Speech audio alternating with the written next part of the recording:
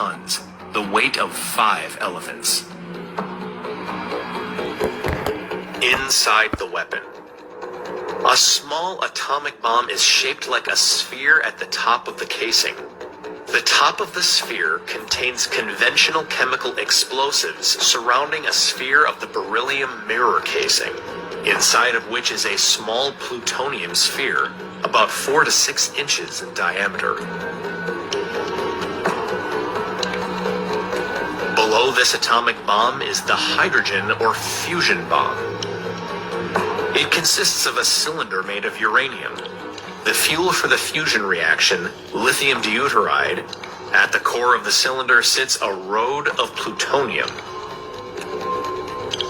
The aircraft, piloted by Andrei Dernovtsev, took off from the Kola Peninsula.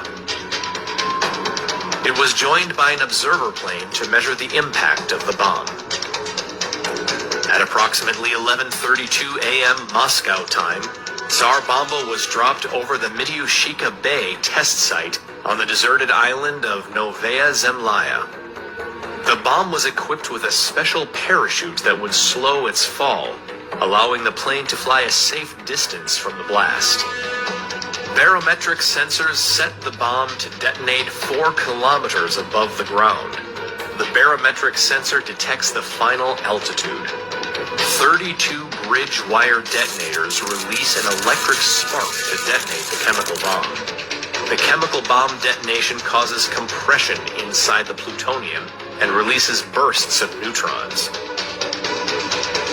One atom of plutonium is hit by a neutron, splits into 2, and releases energy, producing 2 or 3 additional neutrons. Each of these goes on to react or split other plutonium atoms, thus maintaining a chain reaction that produces a high level of heat, higher than even that at the center of our sun, 100 million degrees Celsius. The center of the sun is 15 million degrees Celsius. The temperature results in an atomic explosion. The fission explosion creates high-energy gamma rays and X-rays, which heat up the styrofoam and turns it into plasma. The heat and pressure of the plasma compress the fusion cylinder, causing the lithium deuteride to react. This compresses the fusion cylinder, causing the lithium deuteride to react and form helium and more neutrons.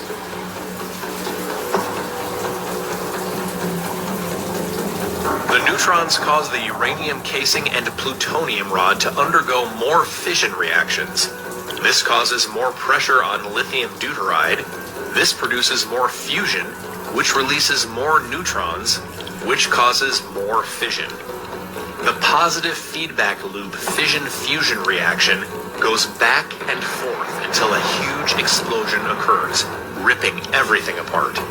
Amazingly, all these events happen in only 600 billionths of a second. That produced a mushroom cloud more than 60 kilometers high. The resulting damage was equally massive, and buildings more than 160 kilometers away were reportedly damaged. In addition, it was estimated that heat from the blast would have caused third-degree burns up to 100 kilometers distant.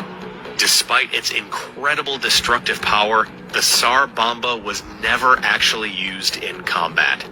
It was designed as a warning to the West during the Cold War and served its purpose well.